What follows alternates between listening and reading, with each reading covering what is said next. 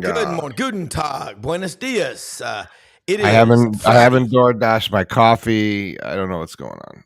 I've got mine in my Braves cup here. And it is Friday morning, May 10th, 2024. Do you know where your children are? Do you know where your breakfast is? All right. No. Yeah. I know where my child is asleep in bed sick.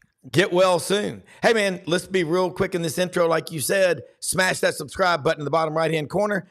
Allow notifications on your Android or iPhone.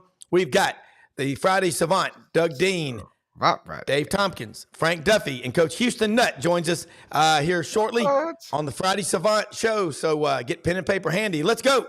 Let's go.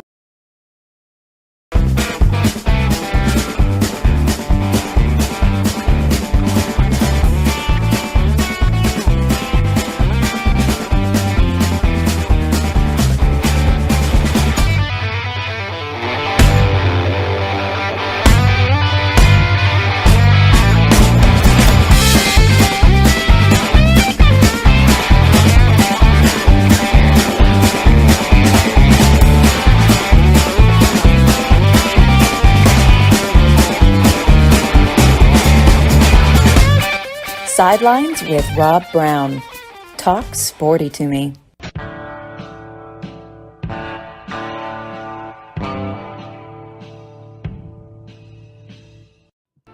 All right, I see Frank. Frank is in New Orleans. That's where it looks like he is right there. Big canoe. Big canoe. That is a cool crest in the background. That is awesome. I love. Oh my God, that is beautiful. That's the Duffy family crest, correct? I wish it was. No, I think that's the royal family. I'm not even anywhere close to that. Look, you're Irish. I'm Scotch Irish. Brenden is that's English or Irish. Yeah, whatever you want me to be. He's the best executive producer on the planet, is what I can say. Love the new equipment, Frank. That is awesome. Frank, I have told your story. By the way, I have told of your plight, wandering in the desert, hungry, looking for shelter and warmth and food. Last week, Dave, let me tell you something, Brenden. Last Thursday, Dave, when Frank was on the show with us, he drove like 18 hours that day from Albuquerque, got over to the fair city of Wynne, Arkansas, the city with a smile, and tried to go to the Walmart and seek slumber in the 41-foot-long RV known as Bingle One. And the security guard, as he said, put on his very best Barney Fife and denied him. There was no room at the inn. And he said, it was too late to call you over at the cherry farm. I said, you're always welcome to call me, Frank. And in fact, I told MJ, and he goes, man, I'd have cooked that son of a gun, ribs, brisket, chicken. So Frank, everybody in Cross County, on behalf of all of those people in Cross County, apologies. We love you, and you are welcome here anytime. You and Rhonda and Bingle One. There's 5 acres here at the main compound at the Cherry Farm, so you're always welcome in Cross County or anywhere. Thank you. Well, I almost went to Red River Ford, and if I didn't think they had chain locked the gate in there, because I know they know me, right? But it was a wild night. Coming back, doing the show in Albuquerque. Driving straight, I was dodging storms, bad storms, like the ones we were having the last couple of days. Those are the ones we're about to have here. Yeah, it was crazy.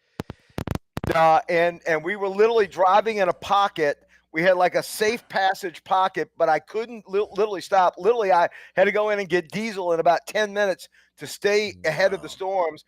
And we made it all the way there. And if I went in, I was going to have even more storms. So I said, I got to stop somewhere.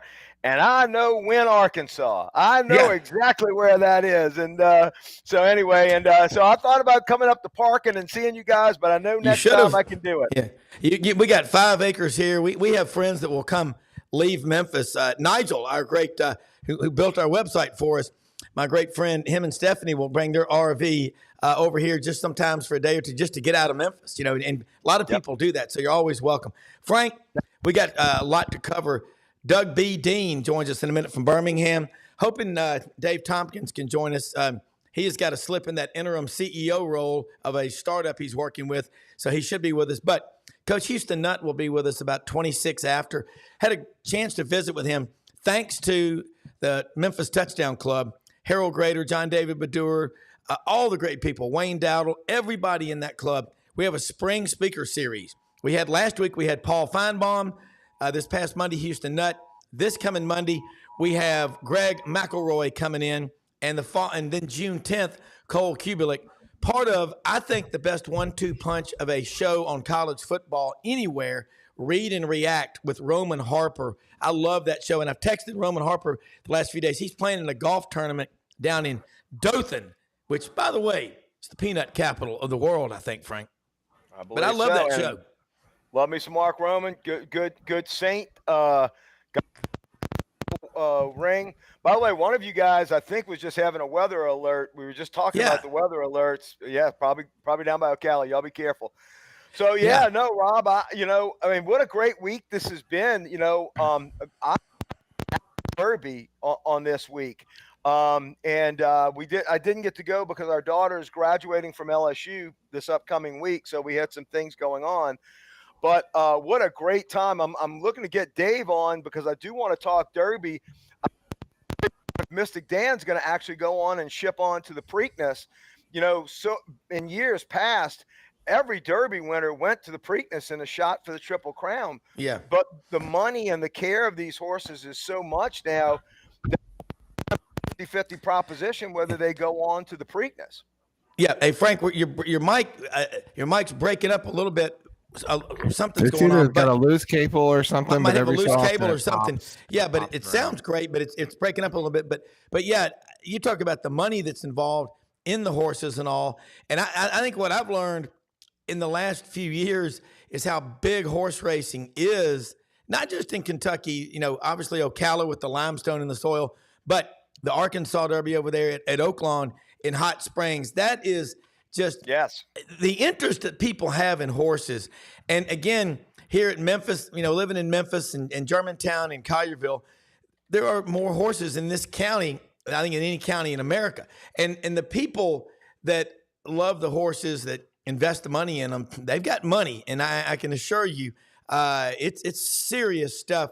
And you think about, if I was a kid today and I was going to vet school, I would focus as a large animal practice. But you better love traveling, because you're going to have a wide coverage area to go. And because in a lot of small towns, especially where there's live, cattle herders, there's horse farms, the vet is the most important person in town, because if that's just something to think about. And it ties right in. I remember seeing the thing on SEC with Bill Lumpkin, former sports editor, the Birmingham Post-Herald, and he said, in a lot of these small towns in the South, the vet is the most important person in town. Not the mayor, not the banker.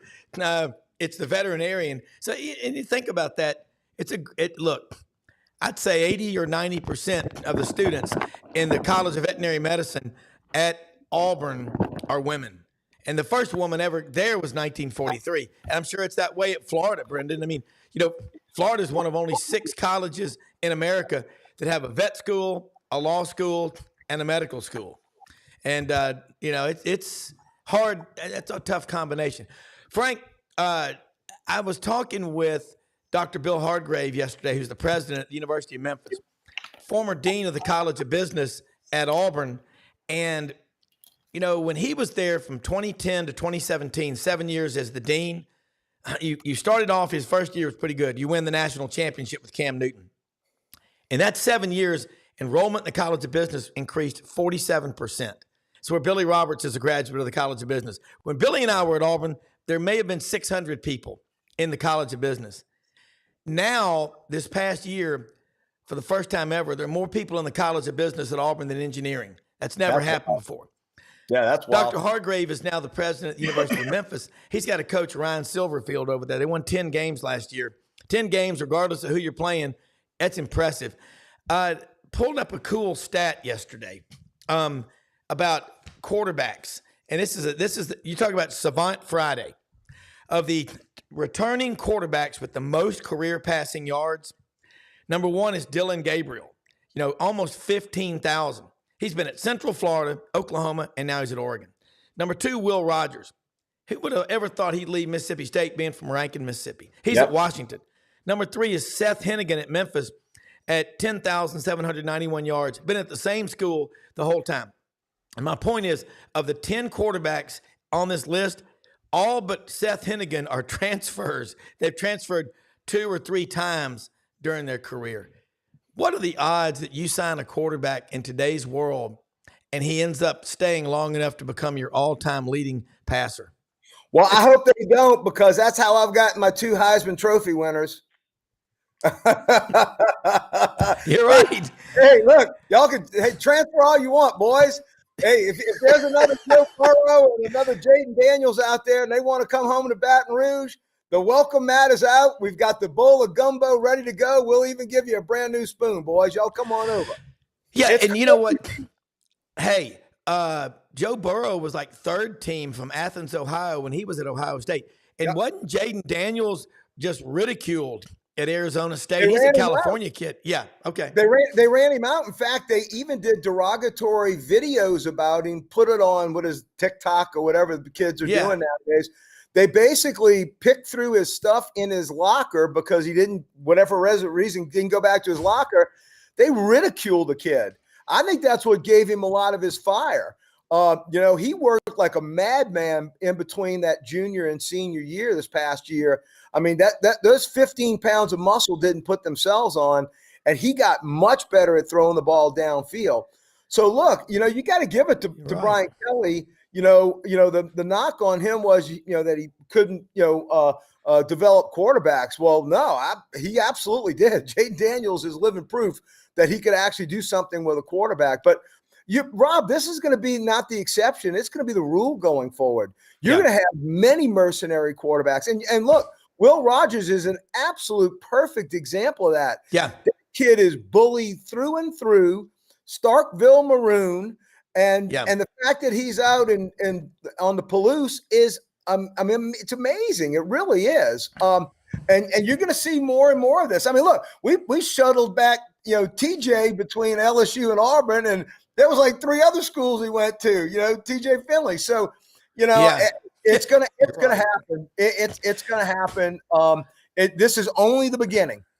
Now, and look, by the way, you sound great, and that background and everything as we keep getting better and better. We got that. That was a cool deal yesterday. Hit 500,000 views since we started SEC Sidelines Sports Network. That's Buddy Martin. That is Brenden Martin. That's y'all. It's an entire team, because you can't do this yourself. And thank you to all of our viewers that watch this show. We are not here without you. We're here to serve. I like to say that. Let me look at this list, Frank. You sound great. Number 4, Grayson McCall. Coastal Carolina. He's now at what? NC State. Number 5, Alan Bowman. 7th year of college now. No, nobody's going to beat that guy at Miami getting his 9th year. Okay. Hank Bachmeier at Wake Forest. Boy, I tell you what, Hank Bachmeier, 8,651 yards. Graham Mertz, Florida's quarterback, came from Wisconsin. DJ Uiagalelelele, whatever. God bless it. These names. Yeah. I can't wait till the state trooper down in South Alabama pulls him over for speeding. May I see your license and vehicle registration? Okay, Mr. By the way, that cat in Miami, they're going to be giving him the Major Ogilvy Award before it's all over with. Major. 9 years in college. I got a lot of. I swear, Major Ogilvy was in Tuscaloosa for at least 10 years. Listen, my best friend Boyd named his dog Major after Major Ogilvy. He was there so long. Peyton Thorne's number 9, at 8,241. No, last year he had a historically bad year. He didn't have anybody to throw to, and the offensive line now is a lot better. And the receiver talent. The receiving talent is probably, I think along with the offensive line, the receiving talent that Auburn has brought in, I don't think you guys have seen that in about 22 years. Yeah, it's been since 2002. They brought in Anthony Mix out of Bay Minette, Alabama, Devin Aromashadu out of Miami Lakes, Florida. They brought in Ben Obamanu out of Selma, Alabama, and Courtney Taylor out of Carrollton, Alabama. Those 4 guys right there were the best foursome since Robbie Robinette Dick Schmaltz, Alvin Bressler, and a guy named Terry Beasley, rest his soul. That's the greatest class I've ever seen. Yeah, remember Terry very well. Yeah, it's been a minute. In fact, there's been several years, even going back to Cam's year, when Lutzy was really the tight end was the best receiver you guys had. You're right. And coming out of the backfield, right? So I think that's a big improvement, obviously, that Hugh Freeze has put in place. It's one of the things that he has absolutely improved y'all's recruiting, retention, cleaning up the mess from Potato Boy. It's taken a little, it took a season. In fact, I'll be honest with you, I think y'all are ahead of schedule, to be honest. But reading that list of quarterbacks, it's going to be musical chairs. It's a mercenary position. It is. And it's going to continue to be that way. And look, look, our own very own Houston Nutt that's getting ready to come on. He faced that when he was recruited by Frank Broyles, and then there was a change in the approach, and Houston went to Oklahoma State. You've got to do what's best for you and your family and your future. So I'm cool with that. And look, if there's administrations that change, these kids have that right to do it. Now, what I don't like is somebody that comes in and the coaches stay in place and the administration is placed and they just have a temper tantrum and leave because they're, daddy's telling them they're not getting enough playing time. Now that that's wrong. But if there's a change in the administration, change in the head coach, change in a philosophy, change in an offensive or defensive coordinator, I think they're well within their right to do that. Yeah, I mean, I remember Troy Aikman came out of Henrietta, Oklahoma, just on the I-40, just east of Oklahoma City, went to Oklahoma, and they were running the bone, and he went to UCLA and had a pretty damn good career, and Cowboys, a couple of Super Bowls, 3 Super Bowls. I mean, it's pretty damn good career. You know what I think is cool? To go back and look at the number of transfers there have been.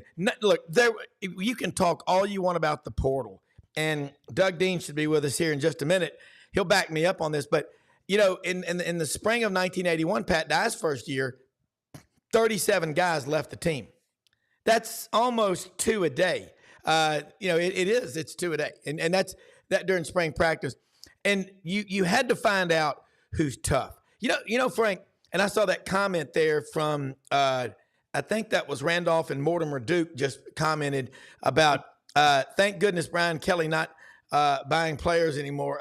I mean, let's talk about, first off, Brian Kelly is a damn good coach. He's now got the keys to the kingdom in the state of Louisiana.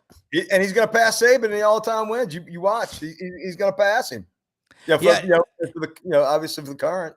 Yeah, you know what? You're right, because Brian Kelly has been doing this a long time. And he's had back-to-back 10-win seasons at LSU. You're bringing in Bo Davis to coach the defensive line now. Mm-hmm. That's where you take that quantum. That's the difference maker that you haven't.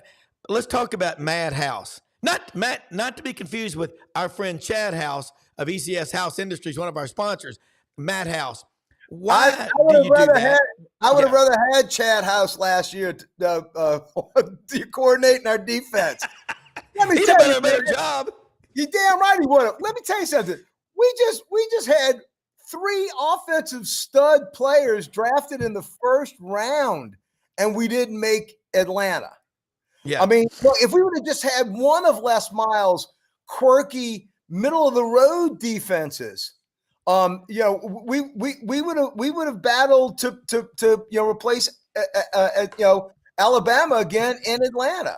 So defense is where we definitely let down. So I think you're going to see a vast improvement. Can't get worse. And look, we knew this was a stretch when Brian Kelly hired Matt House. He was a linebacker coach in the NFL. You can't get any more further away from a defensive coordinator than the SEC than a linebackers coach in Arrowhead Stadium. Correct. Yeah. So that was a stretch. Look, Denbrock was a hit. House was a miss. Our offense has been just a juggernaut. In fact, our offense really has been a juggernaut. since we had Steve Ensminger put his Joe Brady and Ensminger, ego on hold.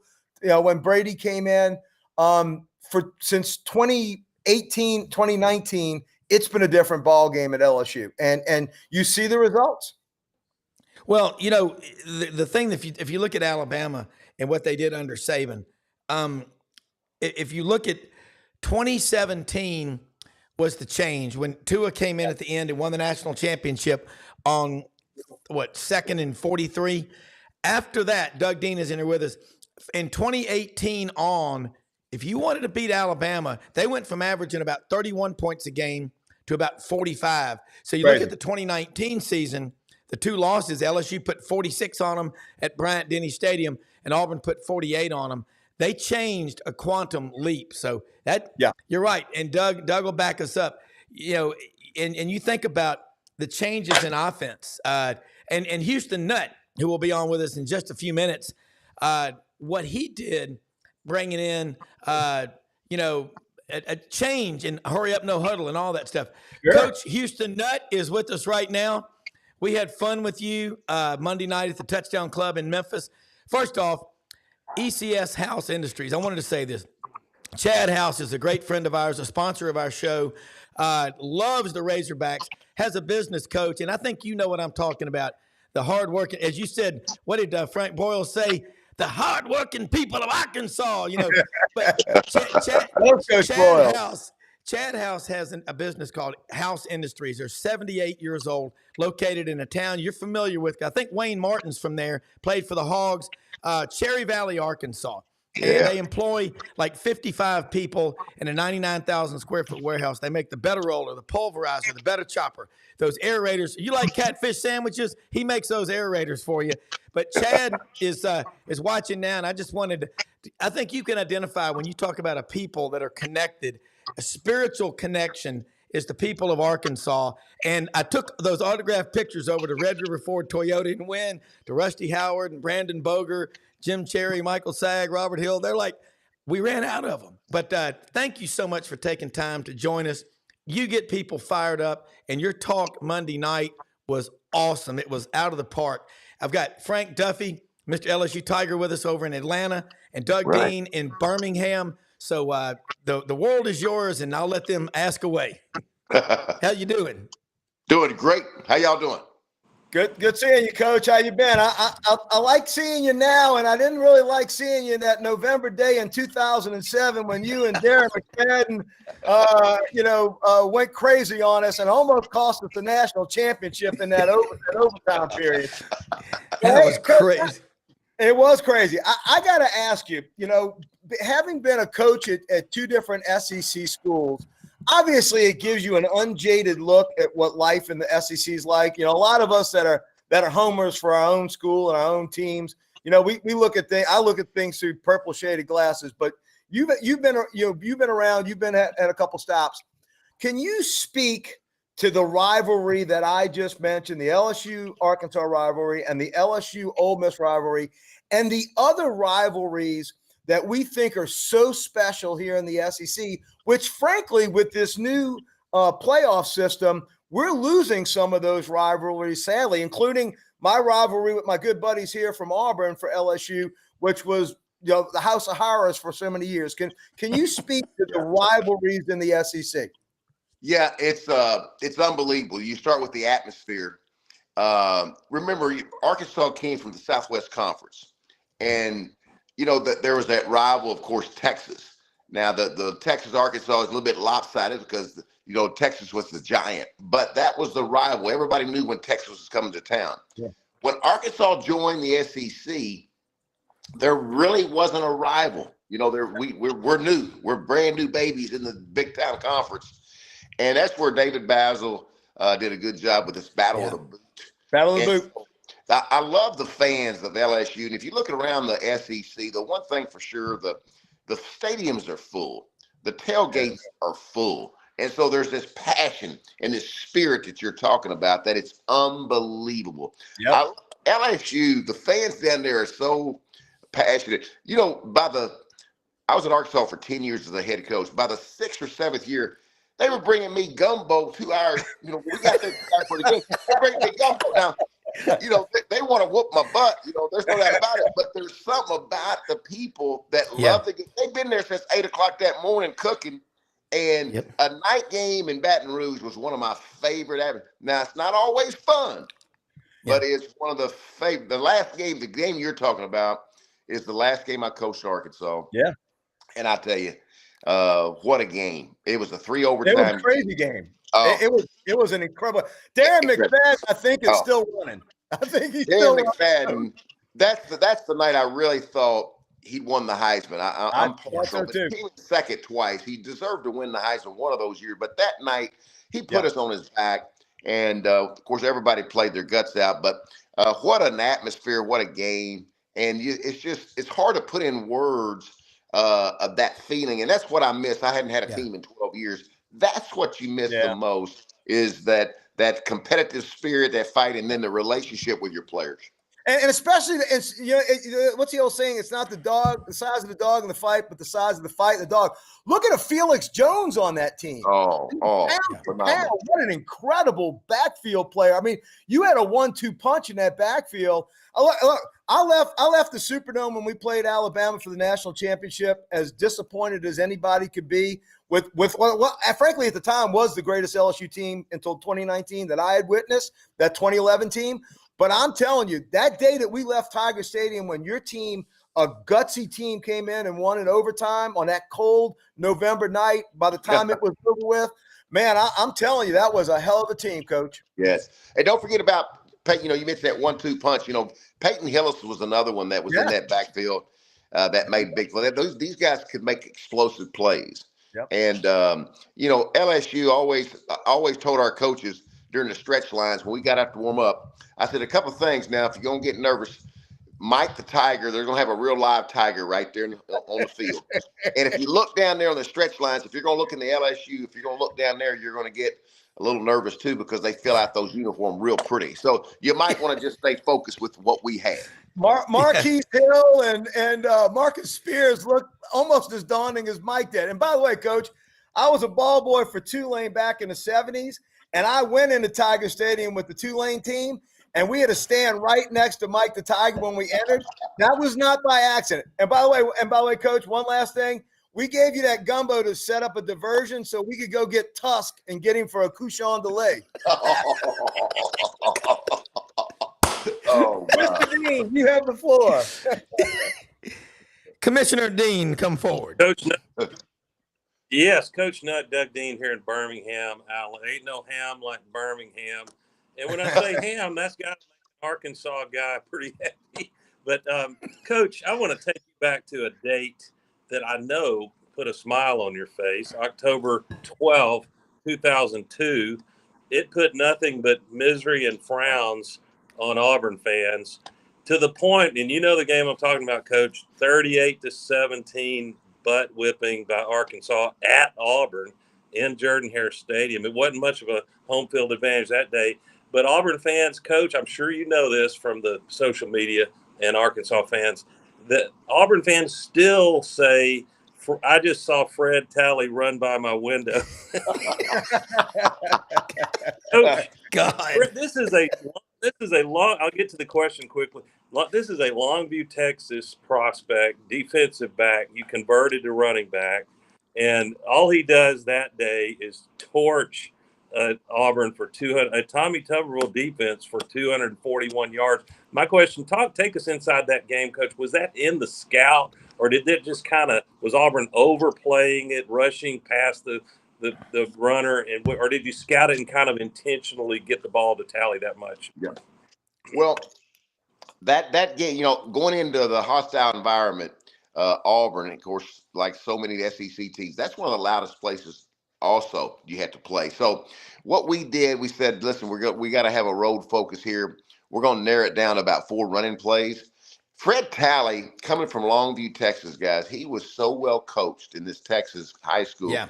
He ran the zone. And what we felt like our best play was Fred Talley. He's only probably 5'8", 5'9", 165, 168 pounds soak wet, but he's lightning. Now he's 10, 200-meter lightning. So, but what he did, he ran to the heels of the lineman, and he could make 1 to 2 to 3 different cuts depending on where the linebackers were. And we felt like, hey, this is our best play. And so let's get the ball to him, and then we'll have Matt Jones. We'll bootleg off of it. We'll play action off of it. But let's see if we can't get some creases. And so that's kind of our game plan. Shorten the game a little bit. Keep the ball. Don't turn it over. Don't help them. Well, then all of a sudden, as you mentioned, Fred Talley hit some creases, man. And when you get that game going, there's a couple of ways. A lot of times we set up a pass to start with the pass to set up the run. But that day we said, listen, we're going to run to set up the bootlegs and waggle with Matt Jones. And as you know, Matt Jones can run too. Yeah. And so it keeps people off balance. So Fred Talley, probably not a tougher Razorback pound for pound than Fred Talley. And then you add the 10, 200-meter, the quickness that he had. Phenomenal guy. And so that was really the game plan, is let him run those stretch plays. It's zone blocking. We come off. And we're just pad on pad, and everybody get their guy. And even we said, if you can just get a tie, because those guys are so good on defense, if you can get a tie, Fred will be past the first level. And that was kind of our game plan.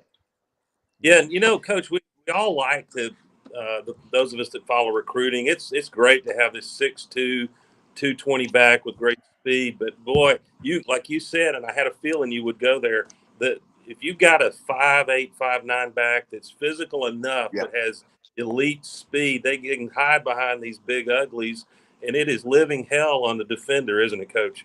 It really is. You bring up a good point. I learned a valuable lesson with working for Pat Jones and Jimmy Johnson. When Pat Jones signed Barry Sanders, everybody in that staff room, one of the reasons that Barry didn't get offered from Wichita, Kansas, he was 5'7". Yeah. And everybody said, boy, he's awfully small, but he's a good punt return. Maybe he'll be good on special teams. Well, lo and behold, just like you said, he's wearing a gold jacket right now. Yes, and that taught me a valuable lesson about, listen, I'll give up 2 or 3 inches for speed and toughness. And you add character in there, and you got a package. And these running backs that make the offensive line and coaches, they make them right. And, boy, when you got somebody that can make somebody miss, when you don't have to block them all, you got something special. It's kind of that Trendon Holiday sort of Don't bring him up. Don't bring him up. I know it's a bad memory, Coach, on that kickoff return. I do. That's the only one we lost in Little Rock, man. It gives me a nightmare. Trendon Holiday running. He's another 10, 200-meter, took the thing all the way back. Hey, War Memorial got pretty quiet. I do remember that. Quiet. Coach, Coach. I was just going to say, Doug was bringing up recruiting. I want to get your take now, looking back of what recruiting was like when you were on the trail. Can you speak to what you think it would be like now, where you're not only recruiting them to get them to come in, you got to recruit them every day, pamper them just to keep them. What do you see, Coach, as an old school war horse on the recruiting trail? Because you were a hell of a recruiter, Coach. I mean, you really were. And I ain't blowing smoke. Both at Ole Miss and at Arkansas. What do you see the recruiting atmosphere as it is now, and how would you have approached it now? Rob and I were talking about this in Memphis, and recruiting is your lifeline. I love recruiting because we got personal. And I wanted to make sure that we knew what that young man had on his bologna sandwich. Was it mayonnaise? Was it mustard? What's his girlfriend's name? And we ran the circle of that family. So our goal was to get so close, the mother and the son couldn't tell us no. That's right. When they cooked for us, we felt like, okay, now we getting into the family. We're at the dinner table. That's a Danny Ford school of recruiting right there. There's no doubt about it. No doubt. You eat as many pig knuckle sandwiches as you have to. No doubt about it. But the thing that we built relationships. What I don't like now, I got 2 brothers that are still coaching basketball. Dickie's at University of Missouri, Dennis is at Washita, and I stay and of course talk to them every day. And then talking to coaches, the thing about it is we still try to build relationships, but in today's world, there's 2 words at the end of every conversation. How much? Yeah. How much? And that's what worries me. I've always voted for players to have money. I wanted them to have money. That's where the cost of attendance, SEC opportunity funds. I wanted them to have gasoline money, movie money, go home money. I want all that.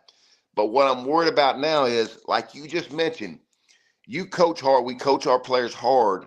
And then at the end of the day, oh, coach yelled at me. All of a sudden, your best player, your eggs in your basket, they're putting their name in the portal.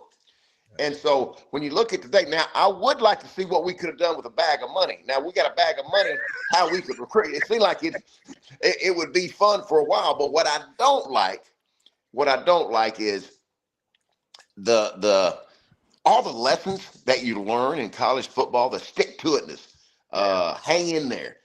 You got knocked down. That's okay. Get back up. These are the best days of your life. And I can't tell you how many emails and texts I get and calls from 20 years ago. Hey, coach, at Murray State, those were the best days of my life because I played second team for 2 years, but then finally I was ready. And, it helps them now with business as a father, a husband. And so that's kind of, I'm worried about our game. I was telling Rob, that's the only thing I worry about our game right now. Just with all the NIL and transfer portals and the loyalty's gone. I worry about it a little bit. The front of the jersey, not the back. Exactly. Coach, you're the perfect, there are others, but I think you're the perfect veteran SEC coach to comment on the scenario that I'm going to describe and let you react to it.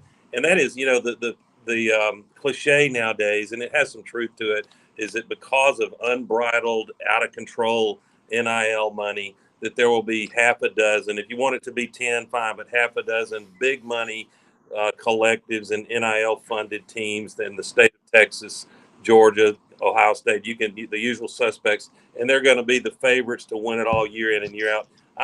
That's not untrue as far as how you make favorites, but I'm contrarian in this respect, and I think you did this in those monster seasons you had at Arkansas.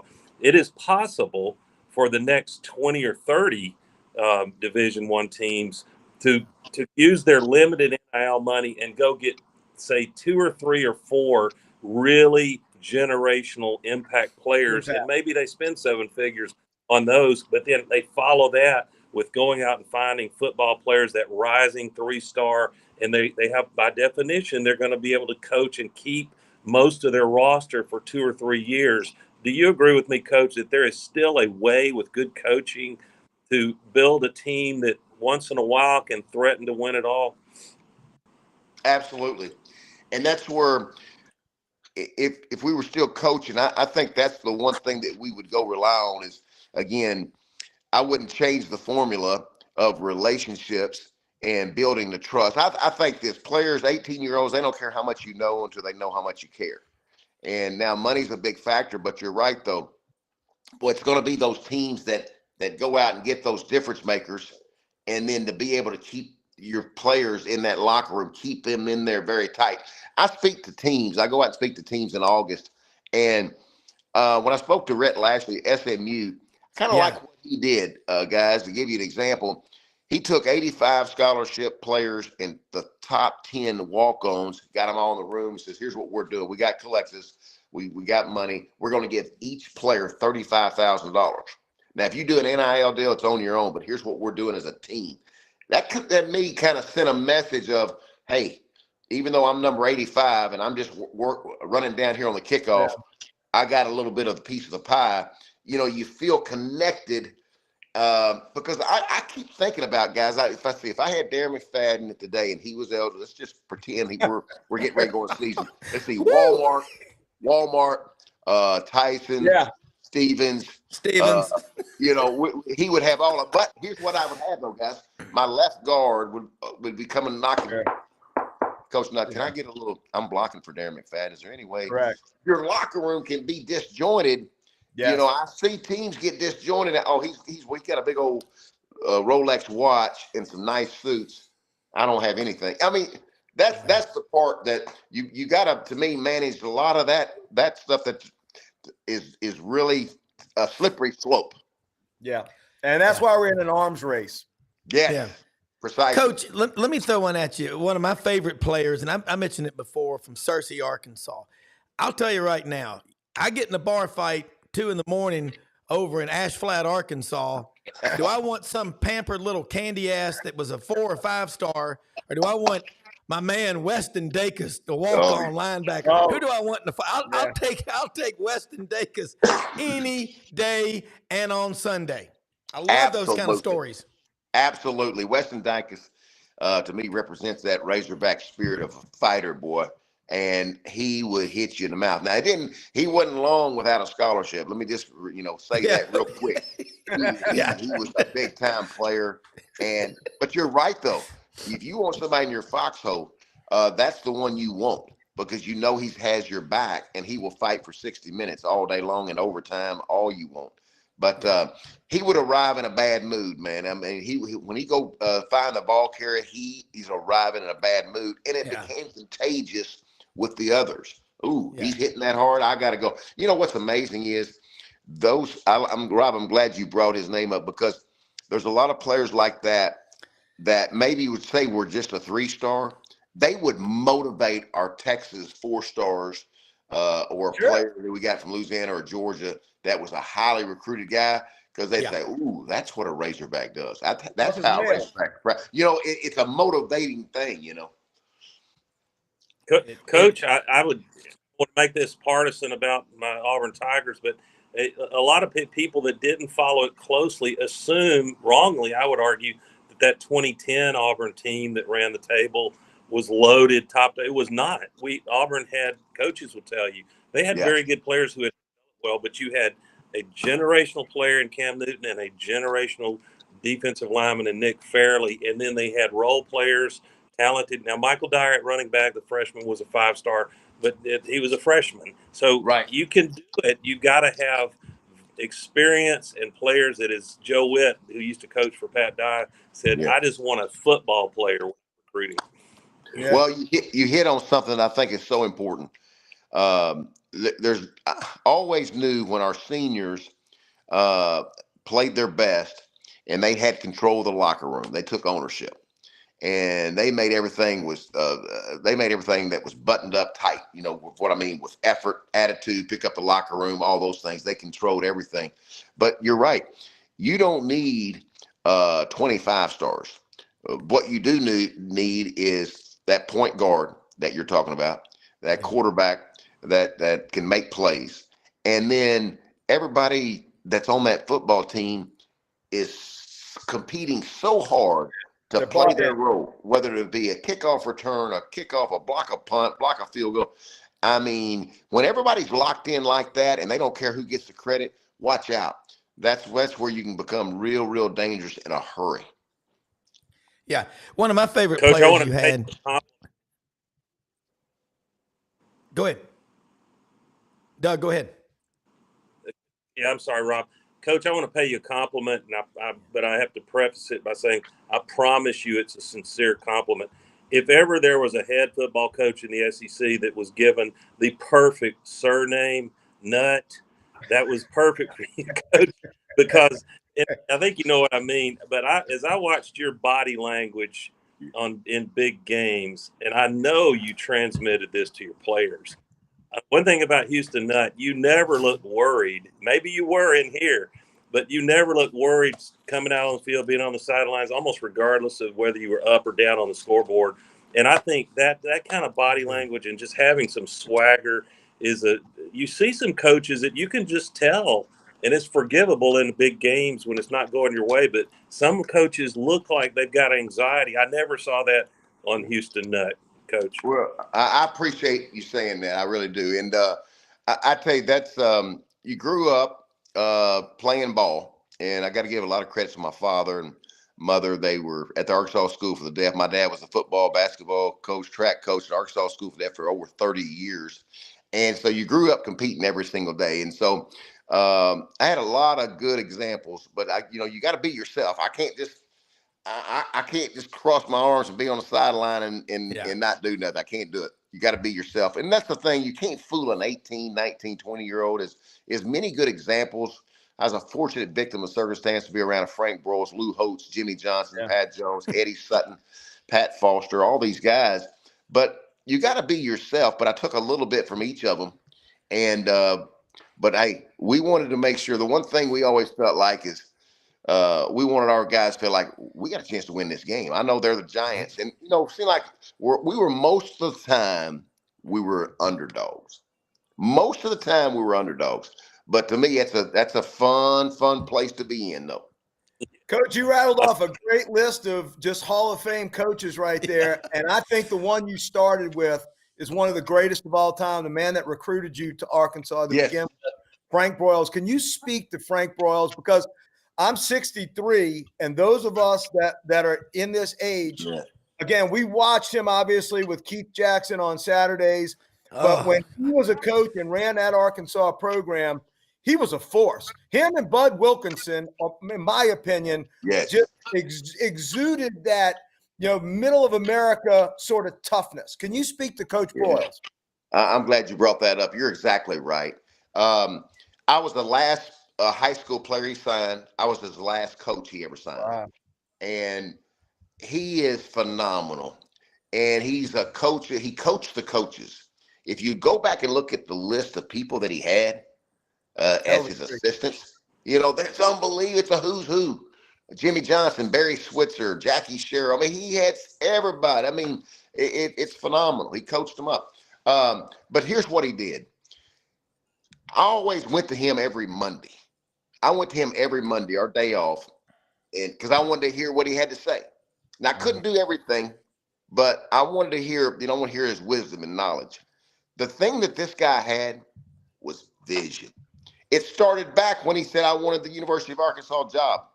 Because why? Because at every corner of the state, he says, they're talking Razorbacks. There's not the Dallas. We don't have the Dallas Cowboys in Arkansas. Yeah. It's the Razorbacks. So, boy, he believed in that. Boy, and that's where those Razorback clubs were so important to him. And so when we'd go to those Razorback clubs together, you could just see him light up. And he taught me, hey, this is where you connect with the people, and they're working hard to buy tickets, so we got to give it back to them. And so he was just so good. And when you look down Razorback Road, I'll never forget, guys. In 1998, the first season, he didn't say much. He just basically said, hey, it's an SEC, and Danny Ford was a Hall of Fame coach. It's just a tough league, coach. Kind of like good luck. Well, all of a sudden, we get on this road with Brandon Burlsworth, Grant Garrett and Clint Sterner and Anthony Lucas and all these great guys that hadn't won. But we get on this road. After the season, he comes to me, Houston, what do you need for us to get better? I said, Coach, I need a meeting room. I need a weight room. I need a player's lounge. I want to, okay, anything else? And he's going through checklists. Okay, we'll get that. We'll get that. He says, here's what I want. Okay, what we got? I want 100,000 seat stadium. I said, Coach, no. Why not? I said, this 55,000 seat stadium, I love when people are looking for tickets. They're holding up 3 fingers and 4 fingers and 2 fingers for the game. I want it sold out where we can't get a ticket. Houston, I see this vision. I see it. We've got to have a new stadium. I want 100,000. Anyway, long story short, I get him down to 70 right now, 725. And I'm worried to death thinking, how are we going to get 20,000 plus more and suites? He comes to me before my first game in 1999. Before that new stadium comes to my office, tells Clarinda where she's. I'm in there, and Houston, we are sold out. I told you, we are sold out. The Razorbacks are coming to see. That's right. So he has this vision, and you look at John McDonald, Nolan Richardson. Oh, unbelievable! He picks winners. He picks winners. No doubt. And to go on campus too, that was the other powerful thing, because y'all did a lot of games in Little Rock, through the years. But I love Little Rock. Yeah. Growing up, my family, we couldn't go to Fayetteville, so we went to Little Rock. Mm-hmm. It was a big part of the game, and like you guys, I was a ball boy. I had the privilege to be a ball boy for the Razorbacks, and so most of the people in Eastern Arkansas and Southern Arkansas, we went to Little Rock. They couldn't get to Fayetteville on that little windy pig trail. They couldn't do that, you know? So Little Rock, if you look closely, Little Rock was a place where, in my heart, it was unbelievable advantage. They went to the War Memorial Golf Course. They were there about 12 noon, and I mean, it was rocking if we had especially a night game. But we didn't lose in Little Rock. We lost that, of course, to LSU. But, you know, the atmosphere was phenomenal. But you made it important. And I hear coaches after we left, boy, that's a road game. It's not good. And I know it hurts recruiting a little bit the way things are set up. But when you grow up in it, in Arkansas, that's not a road trip to me. That is an unbelievable, nice little bus trip that's going to give you an advantage because the fans play every play with you, every play. And I'm not saying Fayetteville doesn't. Fayetteville, it got better and better. But there's something about that 55,000 seat stadium in Little Rock where those blue collar fans. Old school. Yes, old school is a great phrase, and they never play with you. Doug? Doug, you got it? I think he might be frozen. I think Doug may be frozen. He wanted to ask. Oh, there he is. Here. Did we lose him again? No, Doug, you got it? I think he may be frozen a little bit. I think hopefully a little. Well, Coach, you know, the thing that you talk about, living in Memphis and our hunting club at the Cherry Farm over in Parkin, Arkansas, you're right about this state. And Doug, jump back in when you can. We had a little technical difficulty. Our producer, by the way, Coach Nutt, is down in Ocala, Florida, and they are under severe, maybe even a tornado warning. So I hope we make it through the show, but God willing. But anyway, jump back in here, Doug Dean. Yeah. He's on mute. I don't know what happened. Yeah. No, I wasn't on mute. I just wasn't out of the backstage. Coach, one more quick word on the great Frank Broyles. As great a coach as he was, and maybe it's because I don't say pig suey on most Saturdays, Frank Broyles, I so enjoyed him in the booth with Keith Jackson. And an example, the great 1982 bow over the top Iron Bowl. I'm sure my Bama friends love it. So Bo ripped off a reverse the field. It was all Bo Jackson doing it by himself, you know, and scored. And Frank Broyles says, Keith, Bo Jackson is the best running back in America that America has never heard of. You can almost hear Frank Broyles saying that. Frank Broyles was so good with his words. But you know what is amazing, what you love about Keith Jackson and Frank Broyles? Frank Broyles told me one time during a TV timeout, Keith Jackson asked Frank Broyles this question. Do you think your mother and your sister understood just what you said just this past when he's breaking down the cover? He's breaking down the coverage, and he said cover 4, cover 2. And he was using words like he was in a coach's meeting. And he said, probably not. He said, don't do that. Keep it very simple for the mother in the kitchen can understand what we're trying to bring across. So Keith Jackson and Frank Broyles had this relationship where they made it so crystal clear and easy to listen to. And with the enthusiasm of Frank Broyles, like Bo over the top, one of the greatest athletes ever. But the passion he put in that. And the running back, the name that nobody knew, he's the only one that could say it like that. And it was phenomenal. Yeah, it really is. Coach, I know you're Coach. Go ahead, Doug. Well, I was just going to ask you, it's so timely for Coach to, and you did a little touch on it. I want to be more specific. There is a point of view, I don't know if you would agree with it, which is fine, that over the years since joining the Southeastern Conference, Arkansas, I think they definitely had a intense rivalry with LSU, maybe Texas A&M later. But do you agree that with Texas and Oklahoma joining now, Arkansas's got you don't play both of them the same year, but Arkansas is going to be helped on all fronts by some natural rivalries coming back. Do you agree, Coach? Absolutely. Goes way, way back, Southwest Conference. and Arkansas, Oh, bad Texas. blood. That's Yeah. all bad blood. Yeah, it really is. It really is. It's just so tough though when you reel off. And I used to there'd be coaches come up to me, after a bowl when I used to be coaching. They say, "Hey, we beat an SEC team in a bowl," and I said, "Hey, congratulations, that's good." Now, here's what I'd ask them real quick.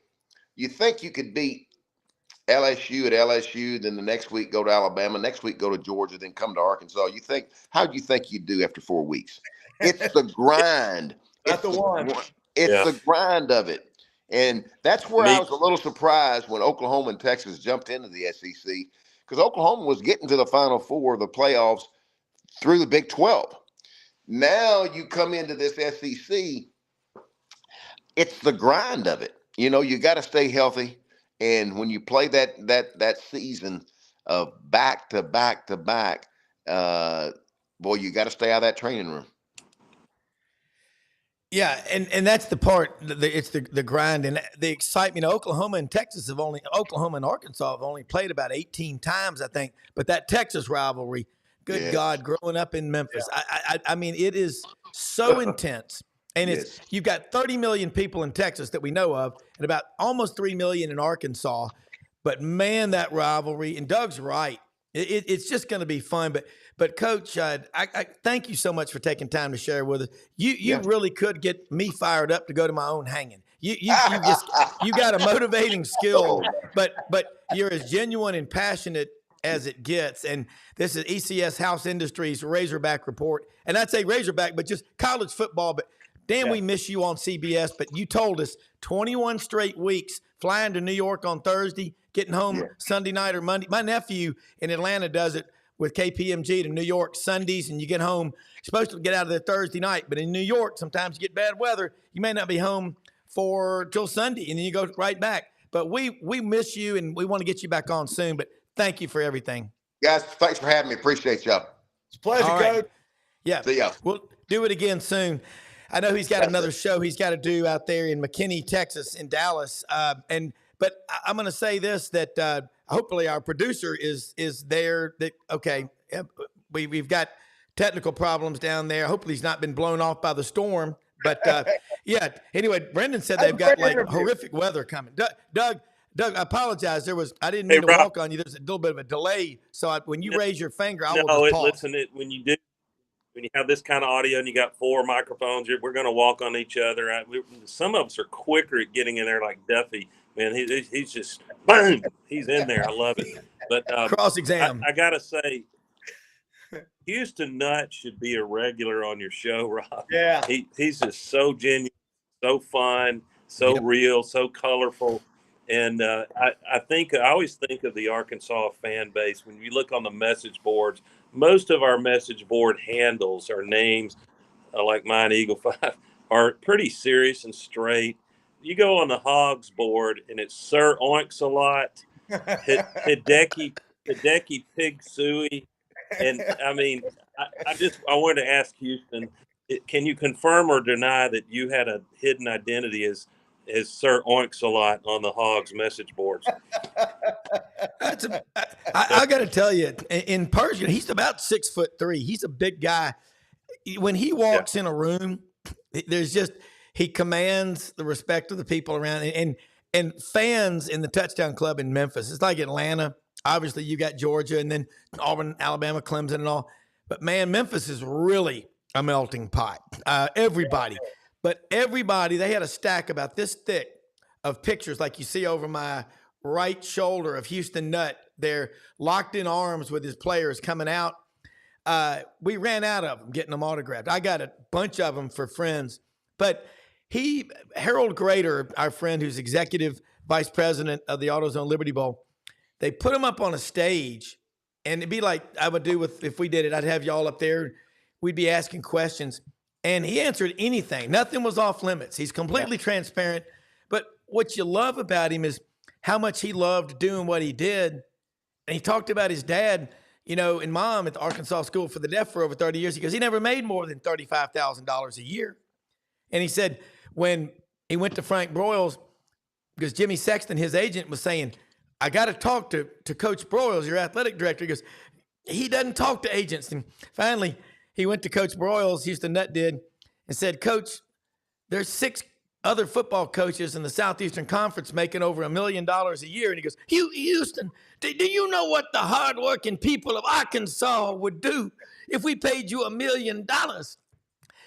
But I'll think about it. I'll think about it. But, I mean, it is incredible when we get these guys on it. This is why we love the game. It's because of the people and these stories. But I'm going to try to do this every Friday, try to have a guest like this for this roundtable, because I got a chance to talk to him a lot Monday before, during, and after the meeting. But awesome questions by y'all. And thank you a million for doing this. This is what it's all about. Well, if he comes on again, I want to ask him, what was it like to go from biscuits and sausage to brie and candelabras in the Grove? Because going from the psyche of Arkansas to the psyche of Ole Miss had to be a pretty big shift. I know it was only about 30 days in actual distance, but that had to be an absolute worldly difference. Going to Ole Miss. That's going to be my first question next go around. Well, he loved it down there. He does. Yeah. But Doug, you heard him reference, and Frank, how many texts, emails he gets every day from former players. He said, I used to go out there in warm-ups with them, and I'd say, come on, these are the best days of your life, best days of your life. Now these guys, 10, 20, 30 years later, are doing that. And he also, interesting bit of Savant Trivia Friday. He was at Boise. He goes, it was a good 200 days out there. The blue turf, you know where that came from? The Denver Broncos had it and didn't want it, so Boise got it on the down low and put the turf there. But he said the problem with it was ducks would come try to land on that field all the time. It was water. Yeah. I mean, that's crazy. Doug Dean, I know you got another question, but we're about to wrap up. I hope Brenden is there, so we'll go another couple of minutes. But great stuff as always. No, I just wanted, again, if there are Hogs fans tuned in, or for that matter, other SEC and Memphis and so on fans in this region that were tuned in, Houston Nutt is so fun. And, he's 66. I know he's not going to, but he could coach 5 more years if he wanted to. And there's some programs that could do a lot worse. I'll say that.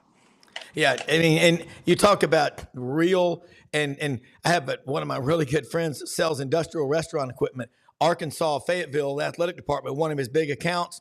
He was up there one time, and he was walking out to his Ford Explorer he drove out in the parking lot. And Coach Broyles came running out across the parking lot. He goes, "Come here, son, come here." He goes, "Do you want to keep doing business with the Razorbacks?" He goes, "Yes, sir. It's one of my biggest accounts." And he walked around to the front of his Ford Explorer, and he goes, "Well, you're going to need another license plate because that won't cut it." It said Tennessee Volunteers. So he took him to the bookstore and bought him a Razorback license plate. Hey, brother, I love it. That Mississippi River divides some really passionate fan bases. Ain't no doubt. Yeah, absolutely. Guys, look, I know Brenden. Oh, hey, Duff. Yeah. Rob, I know we're about to sign off Duffy. I just want you to know, wouldn't you know it's Auburn luck that the minute we don't have to play LSU, your own coach says we're not buying players. Yeah. Hey guys, I got to tell you, I'm really verklempt on this because when we were driving back in our RV, I swear to God, I told Rhonda, I said, look, here are the places we're going this year. We're going to here. And I said, hey, great. We're at Auburn this year. I said, it's a great and I swear to God, I forgot all about the fact that we wasn't playing you guys.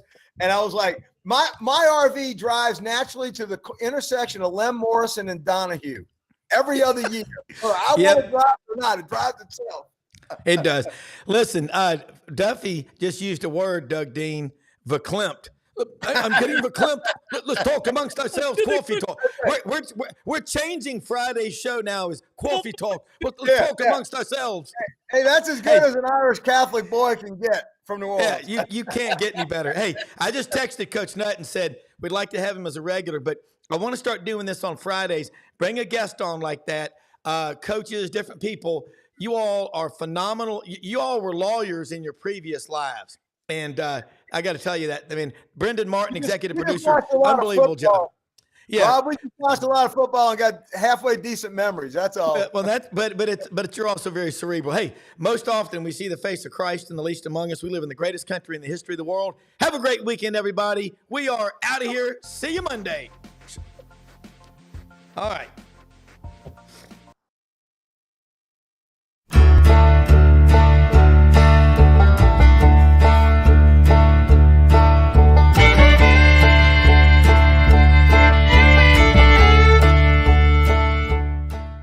In a perfect world, you'd set a health goal and results would happen overnight. In this world, the real world, it takes time, dedication, and the right support to achieve your best self. The Vitamin Shop's health enthusiasts are here to make sure you're not wasting a single moment on the wrong supplements. From the highest quality sports nutrition and superfoods to the most sought after trends, you'll find a huge variety of science-backed solutions for every goal. And the people to help guide you along the path to greatness. Unbelievably, every 2 minutes in our communities, a child is either bought or sold for sex. I am Ari Dickey, board member for the Nashville Anti-Human Trafficking Coalition. Join me and millions of others in our fight against human trafficking and for its victims by helping to educate the most vulnerable among us, our middle and high school students. Go to nhtcoalition.org, become a partner, and help keep our families safe, because none of God's children are for sale.